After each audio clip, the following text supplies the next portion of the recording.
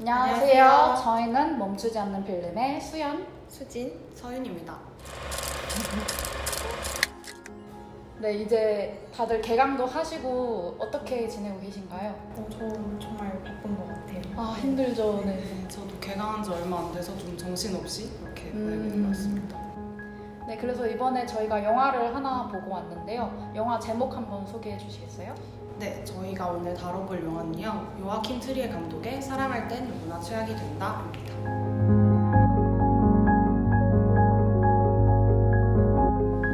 8월 25일 극장에서 소개된 사랑할 땐 누구나 최악이 된다는 노르웨이 감독 요아킨 트리에의 오슬로를 배경으로 한 트릴로지 영화의 마지막 작품입니다. 주인공 율리에는 의학을 공부하던 중 자신이 진짜 원하는 것을 찾아 세상으로 나옵니다. 파티에서 만난 악셀과 연애를 시작한 율리에. 하지만 변덕스러운 그녀는 또 다른 남자 에이빈드를 사랑하게 됩니다. 내 삶에서 조연 역할을 하는 것 같아 라는 율리에가 인생의 다음 챕터로 달려나가는 여정을 그린 영화.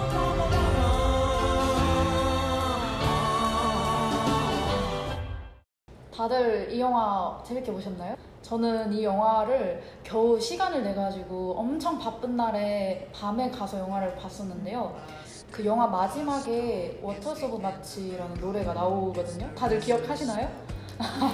네, 굉장히 바쁜 날에 겨우겨우 영화를 보러 갔는데 마지막 엔딩곡으로 제가 아는 노래가 나오니까 뭔가 그날 그 지친 하루에 대한 위로를 받을 수 있었던 것 같아요. 이 영화의 특별한 매력이 바로 이 OST에 있는 것 같거든요. 저도 수연님의 말씀 정말 공감합니다. 전 영화 중반부에 나오는 I Said Goodbye to Me라는 곡을 정말 좋아하거든요. 영화 속 주인공 율리에가 예전에 자신과 안녕을 말하며 나올 때 이 노래가 흘러나오는데요. 영화가 끝난 뒤에도 정말 깊은 여운이 남아서 전 이 곡을 최애곡으로 꼽았습니다. 저도 음악이 좋았다는 말에 굉장히 공감하는데요. 덧붙여서 이 작품은 그 요아킨 트리에 감독의 오슬로 3부작을 완성하는 작품으로도 또 꼽을 수 있을 것 같아요. 제가 관련해서 감독 인터뷰를 잠깐 읽은 적이 있는데 그걸 살펴보면 영화에서 느껴지는 장소의 특수성을 좋아한다면서 자기가 굉장히 친밀하게 알고 있는 도시인 오슬로를 좀 관객들에게 보여주고 싶었다 이렇게 말을 하더라고요. 그래서 저도 영화를 보는 내내 그리고 또 영화를 보고 나서 생각을 해봐도 정말 등장하는 여러 도시 공간들에서 뭔가 감독의 애정이 묻어나는 것 같다 이런 생각을 좀 하게 됐던 것 같아요. 감독이 약간 연출적인 부분에서 그런 거를 노래나 배경이나 이런 거에 굉장히 신경을 많이 쓴 것 같아요. 수진님이 말씀해 주셨던 것처럼 노래 이야기가 나와서 떠올랐는데 이 영화에 나온 OST의 플레이리스트를 만들어서 관객들한테 선물하기도 했었죠. 그래서 그 플레이리스트와 오슬로라는 장소에 집중하셔서 영화를 보시면 더 재밌을 것 같아요.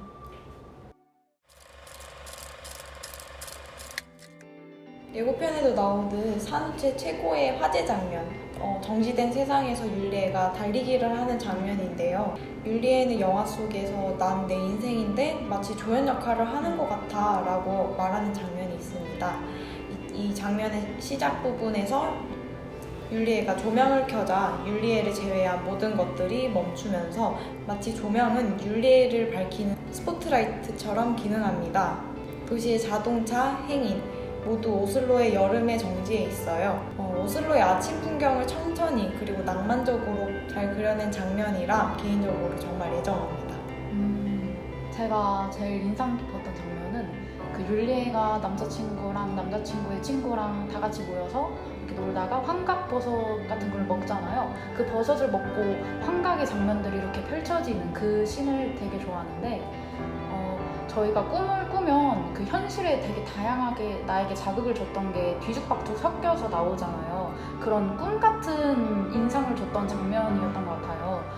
율리의 삶에 영향을 준 모든 것들이 다 쏟아져 나오는, 근데 그거를 또 만화적이고 되게 유쾌한 연출을 통해서 풀어냈기 때문에 이 장면이 가장 인상 깊습니다. 저 같은 경우는 그 율리에가 초반에 그 악셀의 출판 파티에서 빠져나와서 그 언덕을 내려오는 장면 있잖아요. 네. 그 씬이 정말 좋았던 것 같아요. 특히 노을 지는 그 시간에 그 오슬로 전경이 굉장히 아름다웠고요. 그리고 또 뭔가 그곳을 내려오는 율리의 마음이 대사 하나 없이도 좀 고스란히 전해지는 느낌이어서 굉장히 좋았던 것 같아요. 율리랑 에이빈드가 각자의 애인이 있는 상황에서 우연하게 만남을 하게 됐지만 어쨌든 이걸 보고 바람이냐 아니냐라고 이렇게 이야기해 볼 수 있잖아요. 네. 뭐 생각하시는 거 있으세요? 저는 그 악셀의 파티가 끝난 뒤 율리에가 혼자 이렇게 천천히 걸어 내려오면서 그 끝에는 남의 파티에 들어가게 되잖아요. 그곳에서 에이빈드라는 새로운 남자를 만나게 되는데 거기서 둘은 육체적인 교류는 없었지만 누가 봐도 눈빛은 사랑에 빠진 눈빛이라 저는 나무라고 싶지 않지만 그 둘은 바람이 맞다고 생각을 합니다. 네, 저도 바람이 아니라고는 못하겠어요. 네, 하지만 뭔가 그 둘을 이렇게 바람이다라고 이렇게 프레임 씌우고 뭔가 비난할 수만 없는 게 그 둘 다 각자의 애인과의 관계에서 어느 정도의 고민이나 뭔가 어려움의 지점이 있었던 상황에서 둘을 만나게 된 상황이었잖아요. 그래서 바람 폈네 이렇게 말하지 못하겠는데 그냥 뭔가 영화로부터 제가 설득당한 것 같기도 해요. 관객들을 잘 설득한 케이스가 아니었나. 네. 저도 뭔가 특히 그 장면이 굉장히 좀 웃기잖아요. 맞아요. 저희가 이제 관객으로서 네. 보기에는 쟤네 뭐 하는 거야? 저 대화가 대체 무슨 의미가 있나 이런 생각이 들잖아요.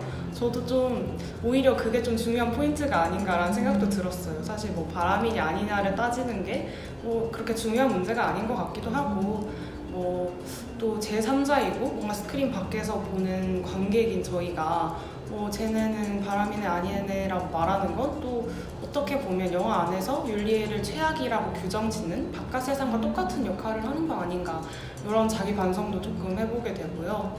네, 그랬습니다.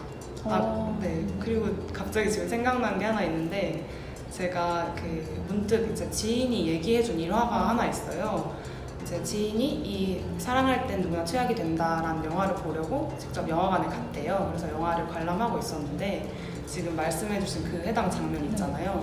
이제 그 장면이 이제 나오니까 이제 그 상영관 안에 있던 다른 관객 한 분이 그걸 가만히 보고 있다가 뭐야 바람이네 하고 그대로 일어나서 자리를 뜨셨다는 거예요. 와. 그래서 이 얘기를 듣고 저 너무 놀래가지고 네. 갑자기 이제 그 장면에 대한 에피소드라서 좀 생각이 났는데 그런 일도 어딘가에선 있었다고 하더라고요. 아니 아무리 바람이든 아니든 영화는 끝까지 보고 나가셔야 되는 거 아니에요? 영화는 제가 없는데. 그러니까요. 그래서 그런 분도 계시구나 라고 생각했습니다. 네, 영화 제목이 사랑할 땐 누구나 최악이 된다잖아요. 근데 이 영화의 원제가 The Worst Person in the World라고 해서 직역하자면 세상에서 가장 최악인 사람? 이 정도가 될 것 같은데요. 자꾸 주인공 율리를 보고 최악이라고 일컫고 있잖아요.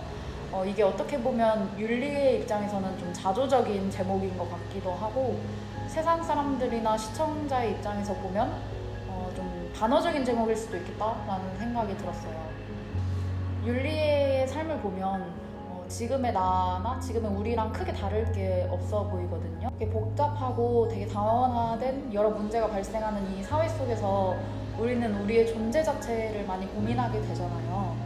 그렇게 나 자신을 고민하면서 선택을 보류하거나 아니면 행동으로 나서지 않거나 이런 태도를 취할 수도 있는데 그걸 최악이라고 말할 수 있을지 이런 거에 대해서 생각해보면 좋을 것 같아요. 네, 저는 그 최악의 인간이라는 말에 대해서 조금 생각을 해보면 율리에는 되게 기꺼이 최악이 되는 사람에 가깝지 않은가 이런 생각을 좀 한 것 같아요. 뭔가 자기가 진짜 자기의 마음이 원하는 걸 하기 위해서 누군가의 눈엔 정말 최악으로 비춰질 수 있을 만한 그런 행동들을 하는 거를 스스로 두려워하지 않는다 이런 느낌을 받았고요. 그런 맥락에서 뭔가 스스로의 마음에 충실하고 솔직한 거를 최악이라고 부를 수는 없지 않을까 이렇게 생각을 했습니다.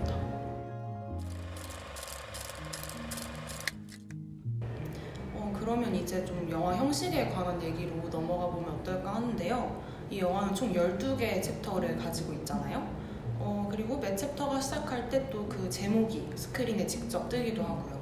네, 저는 그 챕터 방식이 너무 좋았는데요. 아까 말씀드렸듯이 율리의 삶을 보면 저희가 방황하는 그런 방식과 크게 다르지 않다라는 느낌을 받았다고 말씀을 드렸잖아요. 저희가 입시만 끝나면 이제 대학생이 돼서 막 황홀한 삶이 펼쳐질 거다라고 기대했던 것과는 달리 대학을 와보고 나니까 또는 대학생이 되니까 더 많은 선택의 기로에 놓이게 된 것 같아요. 이렇게 선택의 압박도 받고 그런 방황을 하는 과정에서 이렇게 챕터 형식으로 삶을 제시해 줌으로써 저희가 나아갈 길에 대한 좀 스포트라이트를 비춰준 것 같은 느낌이 들었어요. 저도 수연님처럼 그런 고민한 적 있어요. 뭔가 이 고비를 넘으면 또 해낼 날이 오겠지 하고 막상 버텼는데 막상 내가 마주한 현실은 고비 넘어서 또 고비고 정말 언제 또 난 좀 기뻐질까 그런 생각들을 많이 하는 것 같아요.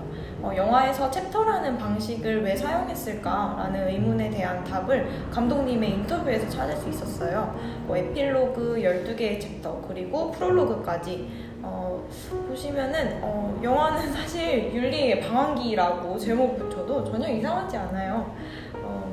그런데 율리의 인생을 왜 챕터로 나누어 표현할까?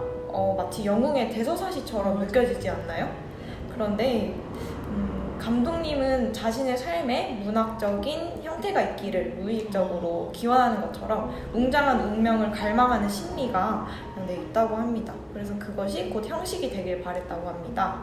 그래서인지 영화가 끝나고 난 뒤 곱씹어 보면 뭔가 인생이란 끝없는 챕터의 연속이 아닐까 하는 생각을 했던 것 같아요. 이 영화의 포스터, 그 율리가 거리를 내달리는 모습이 보이는 그 포스터 보시면 떠오르는 사진 하나 있지 않으신가요?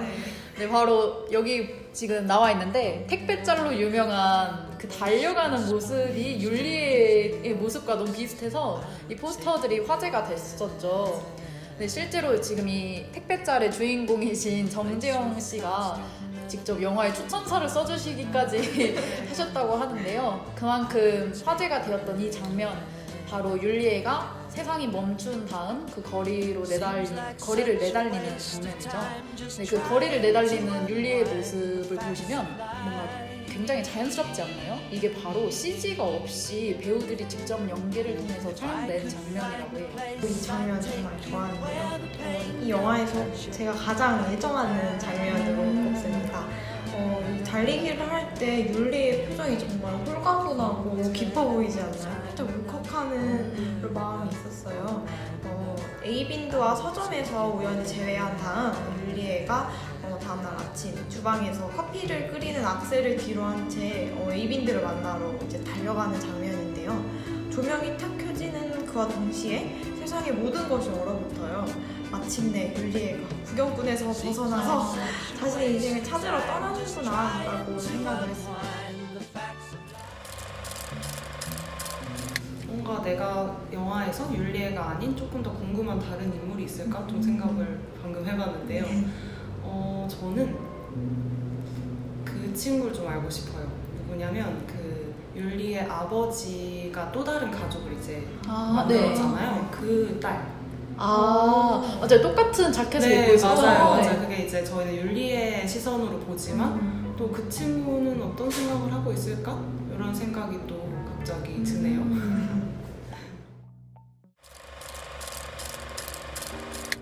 그럼 마지막으로 저희 이번 사랑할 땐 누구나 최악이 된다 좀 마무리하면서 어떠셨는지 그리고 추천하고 싶다면 이유가 어떠신지 얘기하면서 마무리하면 좋을 것 같은데요. 저부터 이야기를 해보자면 저는 처음 이 영화를 관람한 게 그 작년 부산국제영화제였거든요. 그래서 사실 아무런 정보도 없이 그냥 제목이 마음에 들어서 영화를 예매를 했었어요. 근데 상영관을 나오면서는 정말 저 자신에게 너무 칭찬을 해주고 싶을 정도로 너무 좋은 감상을 가지고 영화관에 나왔거든요. 뭔가 지금 이 시대를 살아가는 사람이라면 뭔가 누구나 공감할 수 있을 만한 삶의 모습들을 잘 포착했다고 생각해서 좀 놀랬었고 또 뭔가 사실 굉장히 먼 곳의 이야기잖아요. 노르웨이 오슬로라는 도시의 이야기인데 그곳에서 율리에가 겪는 일들이 지금 한국에 살고 있는 저에게도 닿을 수 있다는 게 참 좋았고요. 그래서 뭔가 동시대를 살아가는 다른 한국 관객분들도 그런 거를 한 번쯤 느껴보시라고 그래서 추천을 좀 드리고 싶습니다. 저는 산후체를 수입 배급한 그린나래 미디어의 인스타에서 이 홍보글을 처음 봤는데요. 그냥 딱 포스터와 그린나래 미디어가 이 산후체라는 핫한 영화를 수입 배급합니다 라는 이 글만 보고 뭔가 이 영화 괜찮을 것 같은데 또 제목도 마음에 들어. 보통 영화가 아닐 것 같다라는 기대를 했고요. 영상미, 연출, 배우, 연기 다 정말 모든 박자가 어우러져서 영화를 보는 내내 눈과 귀가 즐거웠다고 말씀드려요.